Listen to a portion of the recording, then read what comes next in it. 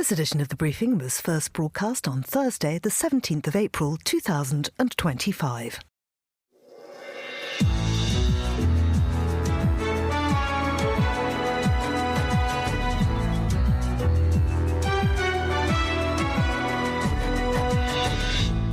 Hello and welcome to The Briefing, broadcasting live from Studio One here at Midori House in London. I'm Georgina Godwin. Coming up on today's programme, a big day for diplomacy as foreign ministers meet to discuss Ukraine in Paris. We'll cross to our studio there for a look ahead. We'll reflect on the first televised Canadian election debate which took place last night. Then, the key to resolving all of the regional instability is to state very clearly that Palestine is sovereign and independent and to carve a very clear path to get there. That's international peace negotiator Nomi Bar-Yaakov speaking at the Delphi Economic Forum. We'll hear what she has to say about Israeli PM Benjamin Netanyahu's plans for the future. We'll take you to the Osaka World Expo, where our correspondent has been visiting the Singapore Pavilion. And Fernando Augusto Pacheco has his global countdown. Where are we off to this week, Faye? Buenos dias, Georgina. Today we'll be looking at the hip-shaking Chilean charts. The Chilean charts. Can't wait. All that right here on The Briefing with me, Georgina Godwin.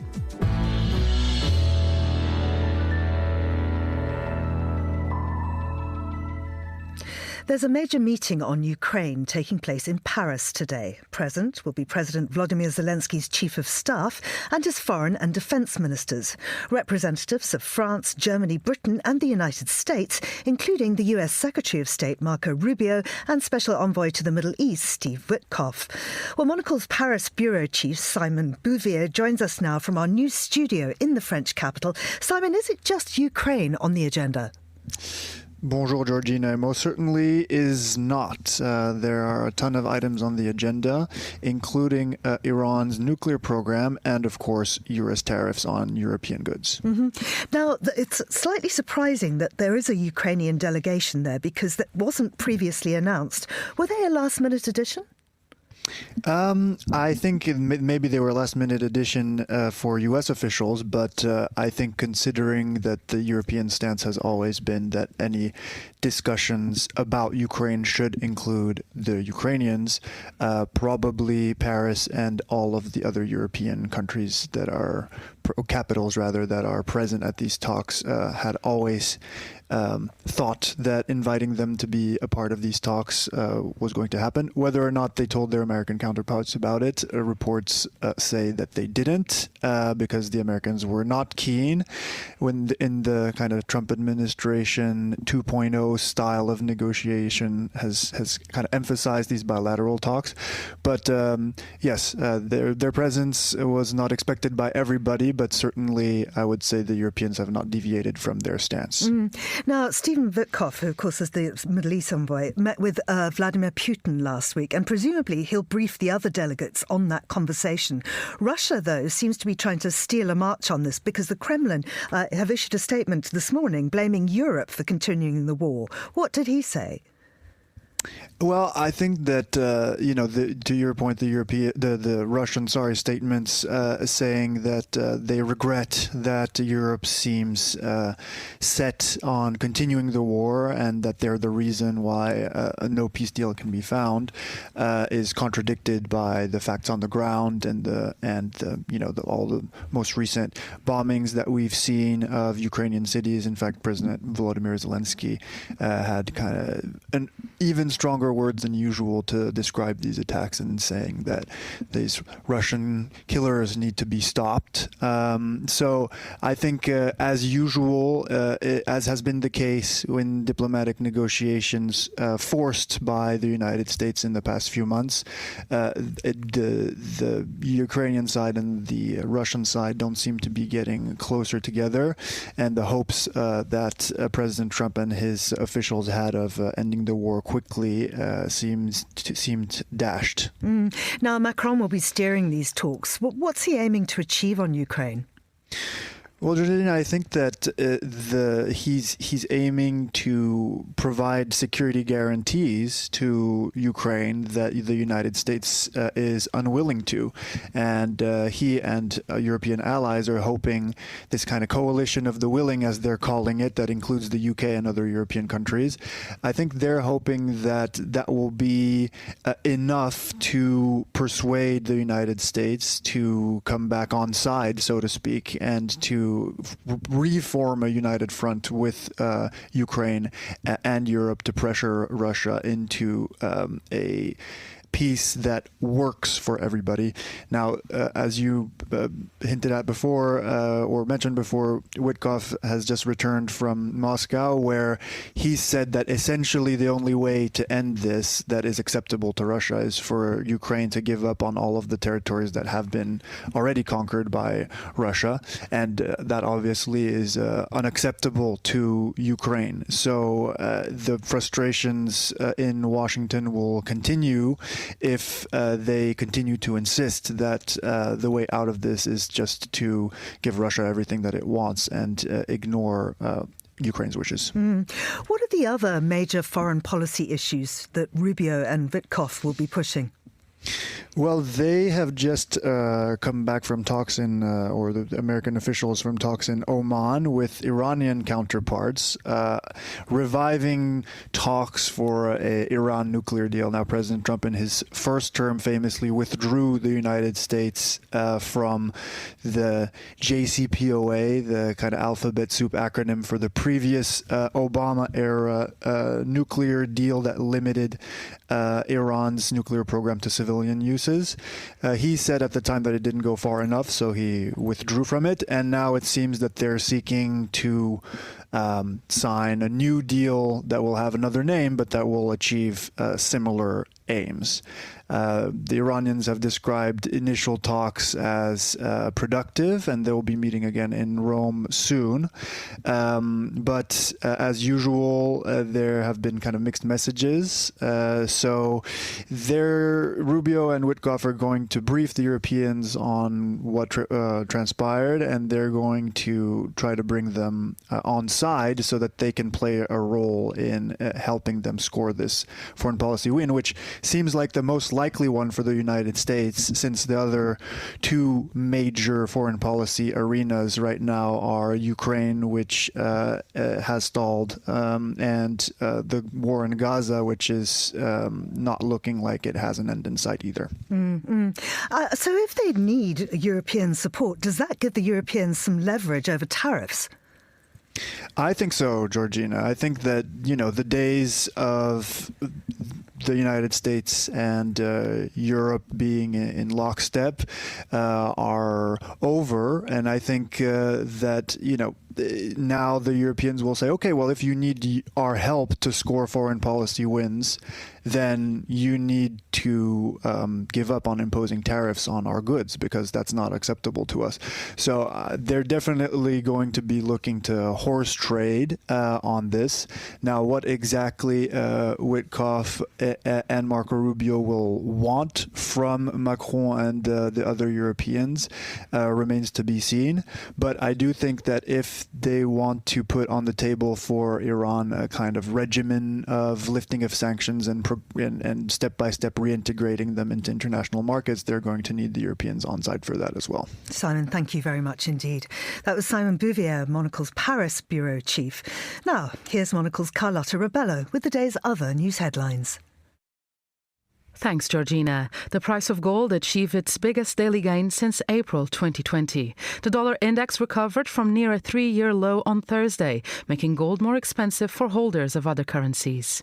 Gold rose 3.6%, driven by Donald Trump's order to open a probe into potential tariffs on all critical mineral imports.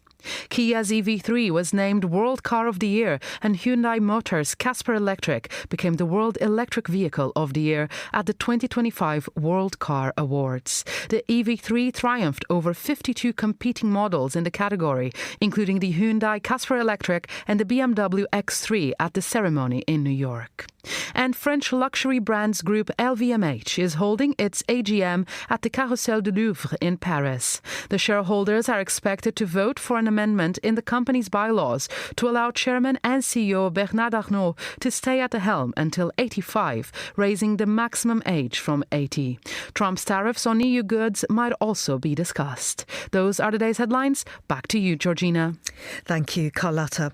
Last night, the leaders of Canada's four major federal parties went head-to-head in the first televised debate ahead of the election on the 28th of April. The discussion was in French and was seen as a major test for the Liberal candidate Mark Carney, who's slightly ahead in the polls, but whose language skills are thought to be the weakest of the four. The debate was moderated by Radio Canada journalist Patrice Roy. Paul Waldie, Europe correspondent at the Globe and Mail, joins me down the line now. Paul, Roy opened the debate by remarking that the election had been hijacked by Trump. He asked each leader to outline two campaign promises unrelated to the US or its tariffs. Did any notable issues arise there? Well, not really. I mean, I think Trump obviously is the biggest issue in this campaign by far, not surprisingly. But there are some other issues, notably the cost of living, immigration, the cost of housing, things like that. And the leaders tried to address that, but they kind of dragged out the same things they've been talking about for a while. And there's not a lot of difference, certainly between the two frontrunners on a lot of those policies. But really, the focus is on Trump and how to kickstart the economy in the face of all of these tariffs he's throwing at Canada. And how did they answer that? What did the leaders say when they were asked how they would handle the trade war with the US? Well, I mean, they're all a little bit all over the place on that because a lot of them are talking about Carney, notably, and Poilievre to some extent, the leader of the Conservative Party, talking about, programs to help laid off auto workers. And there already are some laid off auto workers, programs that they want to put in place to get Canadian car manufacturing, up and running or sort of larger than it is, programs to speed up production of pipelines so that oil can flow across the country a bit easier than it does now, and programs really to reduce the interprovincial trade barriers that, have plagued Canada for a very long time. So, I mean, they have an awful lot of programs in place, but the bottom line is Canada is really going to be hit hard by these tariffs, and there's not really a lot they can do. How much of a problem was language for Carney? It's been a real problem for him during this election campaign, but what is remarkable is that the Liberal Party's fortunes in Quebec have just soared since he became leader. I mean, back a few months ago, they were way behind the Bloc Québécois, and it looked at some points like the Bloc might win enough seats to actually form the official opposition. That has completely turned around now. The Liberal Party is ahead. The Bloc is fading fast. And it just seems that Quebecers are prepared to accept Carney, even though his language skills aren't great, even though he's had a few major gaffes in some Quebec interviews.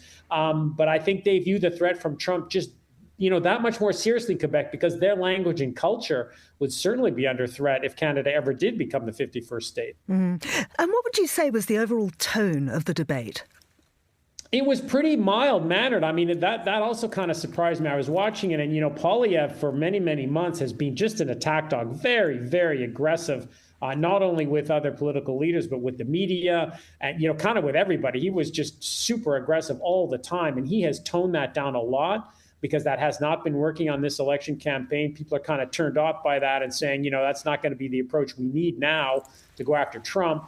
Carney was very kind of measured and obviously struggled in the language, but got his points across, didn't do himself any damage. And the other party leaders, the leader of the Bloc and the leader of the NDP, are desperate to get any kind of attention in this campaign. And they kind of were the most aggressive, but even by the standards of most debates, it was very mild-mannered. And finally, do you think that the debate moved the needle at all? How has it been reported? What's the press's verdict? Well, this one will not have moved the needle very much because it was a French language debate, obviously aimed largely at Quebec voters. Now, Quebec is the second largest group of seats in Parliament, but the big debate is tonight. It's the English language debate, and of course, that will matter a lot more. But I'm not sure that these debates, either one of them, is going to really change much. The Liberal Party has a lead, has maintained that lead for the past month or so, and that doesn't look like it's going to change, certainly not from one night of debate. Paul, thank you very much indeed. That's Paul Waldie, Europe correspondent at the Globe and Mail. This is The Briefing on Monocle Radio.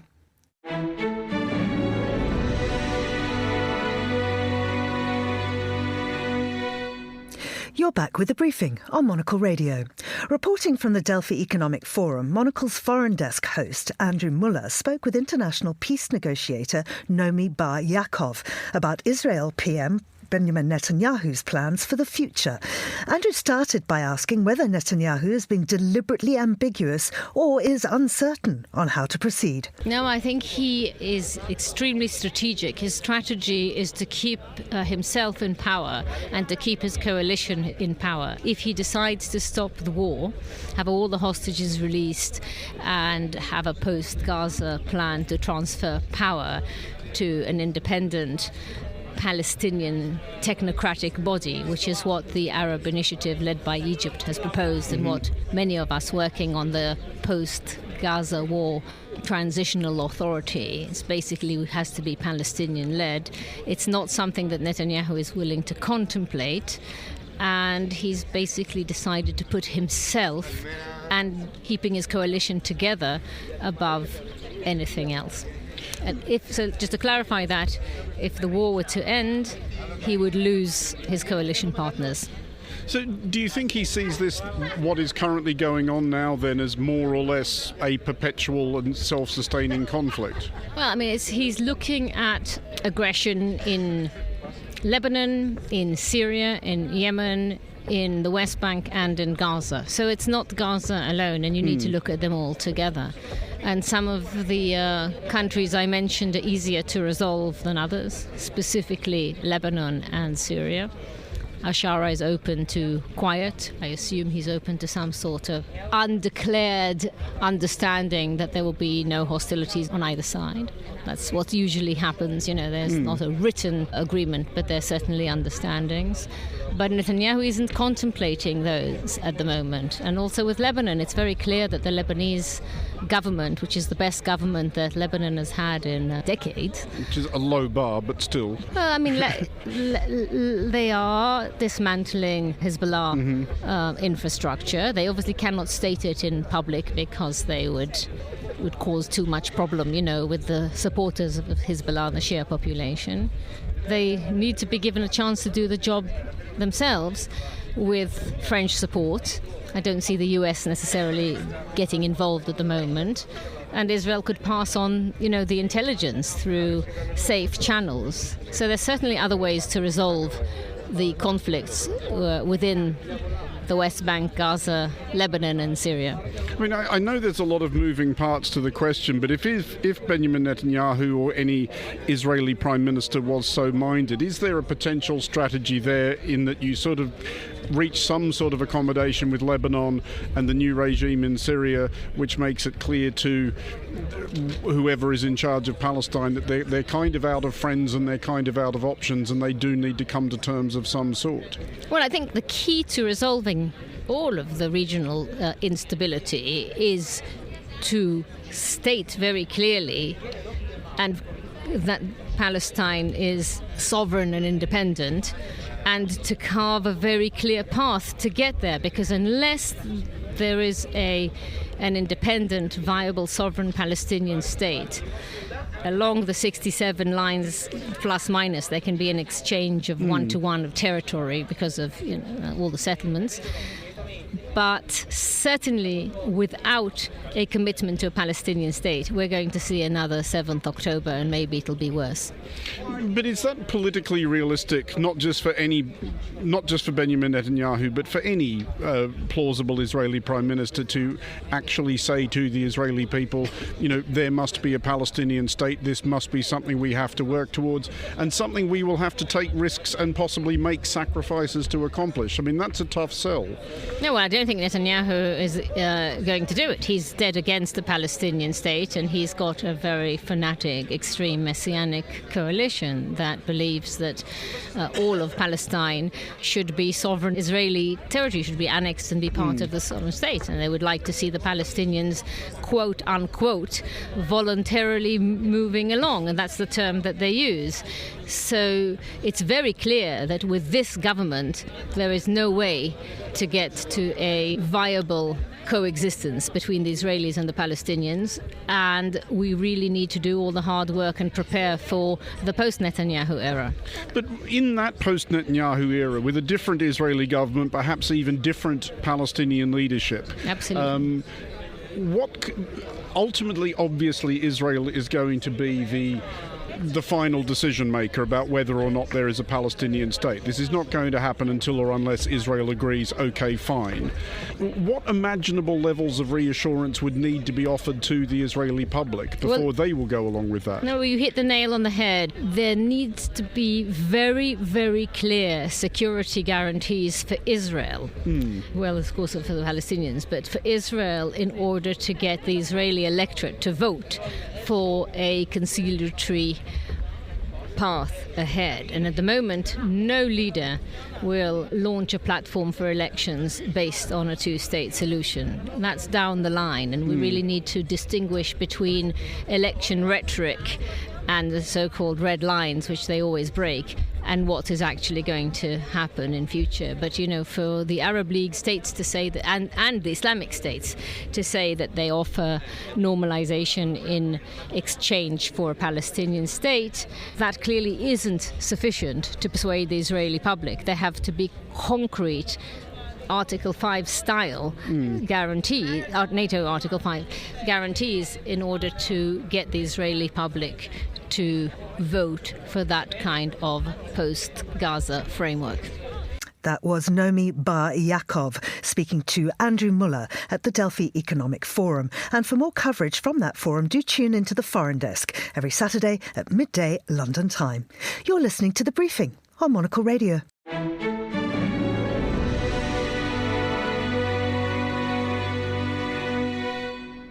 The Osaka Expo opened on Sunday, and this week on The Briefing we're going behind the scenes with some of its country pavilions. Today we're introducing the Singapore Pavilion, part of the saving zone of the Expo. Earlier, Monocle's Ryuma Takahashi spoke with Carrie Quick, Executive Director of the World Expo and Special Project from Singapore, to find out more. The Singapore Pavilion, we also call it the Dream Sphere. And this is because it is a reflection of a term of endearment that we have for Singapore, which is the little red dot. If you are far away, it looks like just one little red dot. But when you come closer to the Singapore Pavilion, you can see that it is covered by over 17,000 aluminium recycled discs of different shapes, round, but different sizes, different textures and different shades. And it is really to represent that these are the people of Singapore who have given their dreams. It means that every person is able to collectively contribute to that dream. Yeah, thank you. So when we visit this pavilion, what can we experience here? And what is the story you want to tell through this exhibition? The exhibition is made up of different sections. First, we have art installations by talented Singapore artists, but they're all telling a story that relates to how Singapore has progressed over the last few decades to create a country that is going to be a harmonious blend of not just the aspirations of people, but we also take care of nature and of animals. I think for us, we hope that after people have walked through and experienced our pavilion, the art installation, the food, maybe the drinks, listen to some of the music, and most importantly, the dream creation exhibit that we have, where they also are able to write down or draw something that is special to them, that they then contribute as their dream for the world. I think that what we want is, after they've walked through this journey, which takes maybe about 40 minutes for most people, they will come away feeling a little bit thoughtful and inspired that every single individual is able to contribute something, no matter who you are, no matter what background you're from, no matter how old you are, young, old. We want that to be the feeling that they take away. Yes, I'm also interested in the concept of nature in Singapore, especially this fusion of nature with urban space. how did you express the nature in this pavilion? Yes, I think Singapore has come to be quite well known globally as a city in nature. And coming through our pavilion, you can see how we have managed to balance economic progress with a need to ensure that we have environmental protection and also social inclusion. This means that, our artists have also been able to respond through their artworks to showcase, imagery of nature, of animals, and even of the windows of what we call our Housing Development Board building. And this shows the harmonious coexistence. Thank you. Many Japanese visitors have mentioned that the coffee in the Singapore pavilion is very good. My family also visited here and said the food here is excellent. So what makes it so special? Oh, I think it's the heart and soul of Singapore. And we have actually put in a lot of effort to make sure the food is as authentic as possible without going to Singapore. As you know, it is quite difficult to get the ingredients, the most authentic. But I think we've come quite a good level now. I think food has always been something that connects people. In Singapore, people are always asking, have you eaten yet? Sudah makan. Yes, that's right. And I think here, we called our cafe, the name is Shiok, which means, this is so delicious. So food has a power to bind people. And we certainly hope that this is one of the must-dos. That was Carrie Quick, who is the Executive Director of the World Expo, speaking to our Ryuma Takahashi in Osaka. This is The Briefing.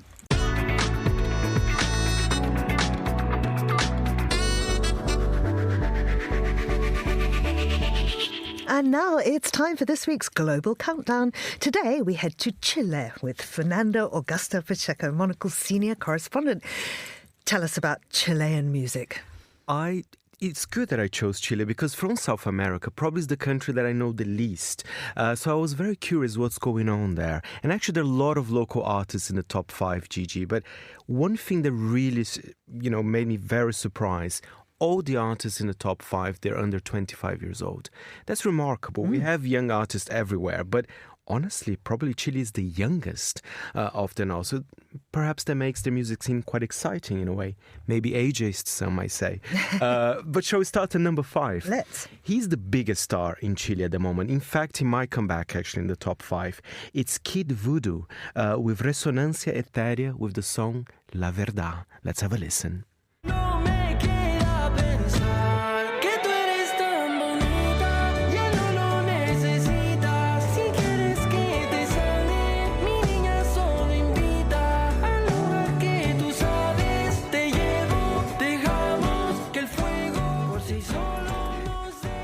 La Verdad. What's he saying? So, in fact, this song is actually about unrequited love. Can I say that? Look at the lyrics. In another life, maybe you'll be able to love me.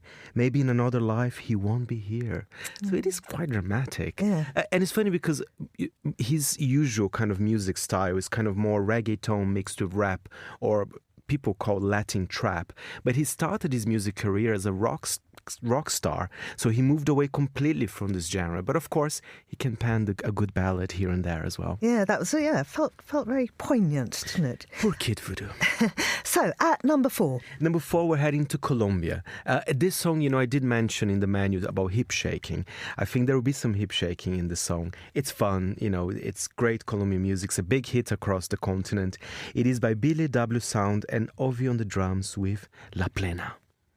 Quiero que tú seas mi toa. Te digo soy el off y luego viene y me lo soba. Vamos a vernos luego. Si no te gusta el infierno, porque vienes al diablo y lo embobo. Vaya parcerita país y yo costeño coleto. En una baldosa la aprieto. Pa' hablarte claro. We're all hip shaking. There are like 2 people behind the glass. There's you and I here. There's people through there. We're all dancing to this in our chairs. You can be the grumpiest person in the world. You will be shaking to this. Yeah. There's not much to say. It's just fun. It's just hip shaking. And I think it's important to have the song on the charts. Absolutely. So, at number 3. Number 3, guess who's back? It's Kid Voodoo again. But again, it's a completely different style from the number 5. And this time he's singing with a 19-year-old. His name is Jere Klein. He's kind of a rapper, is a bit, kind of almost gangster rapper, if I can say that. The song's called Whiskey a la Roca. Very different from the Unrequited Love ballad that is number 5. Let's have a listen.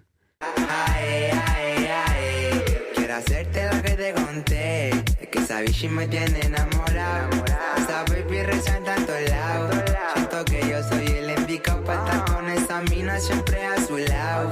Sabes que soy un menor que le anda pegado. Y que el banco lo tengo besado.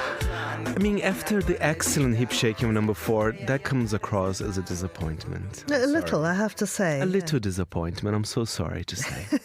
But it's still, very popular in Chile. Again, people should look at Kid Voodoo, and he's got a very nice style, kind of blonde hair, kind of a bit shaved. There's a lot of fades in his hair. So he's a cool guy. He's a cool guy. Okay, the top.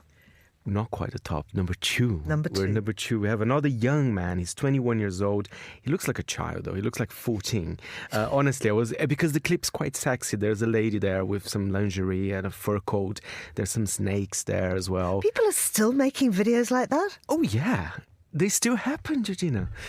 Honestly, I mean, he's young, It's. I thought his generation in particular would have stopped behaving in this sexist way. Not yet. So his name is Tobal MJ, which is the brother of Chris MJ, another very famous artist in Chile. The song's called Tiene. Let's have a listen.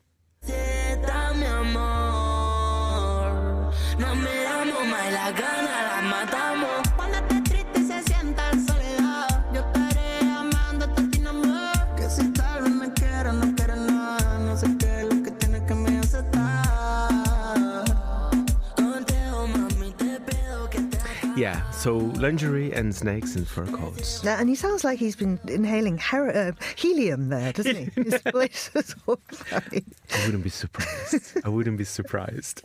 All right, now it's number 1. Number 1, she is massively popular in Chile. But you know what? When I go on Google, it doesn't say she's a singer. It says she's an internet personality. So I think that's where her career started in a way. But now she's moving to the pop charts. And guess who she invited for a feature in her new song? Kid Voodoo again. It is, but her name is Cateyes. She has over 13 million followers on social media. She's one of those that's always on the press. And I'll tell you, there's been some bad stuff happening to her. But I'll tell you, let's have a listen. Cateyes with Ponte Loquita.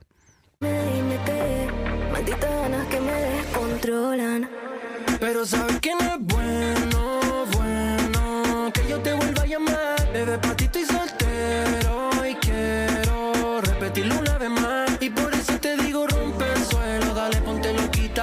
Baby, tú eres mi favorita. It's a cute track, very sweet, Cateyes. But yeah, Georgina, as I said, some little mild controversies. She had to have her breast implants removed, and she was sharing all over social media. So I think when you type Cateyes online, that's all comes about. But I think she's okay now. I think she'll be fine. She's number 1 in Chile. Everything's okay. And the charts, otherwise, where we can sum up, are completely dominated by Kid Thing. Yes. What's his name? Kid Voodoo. What a name as well, right? And, moving from rock to trap to ballads to, fits with internet personalities. I mean, he's got it all. Yeah, very versatile man. As are you, Fernando. Thank you very much for coming on. That's Fernando Augusto Pacheco, Monocle's senior correspondent. And that's all we have time for on this edition of The Briefing, which was produced by Anita Riata. Our researcher was Francesca Gilks, and our studio manager was Flynn Simons. The Briefing is back tomorrow at the same time. I'm Georgina Godwin. Thank you for listening.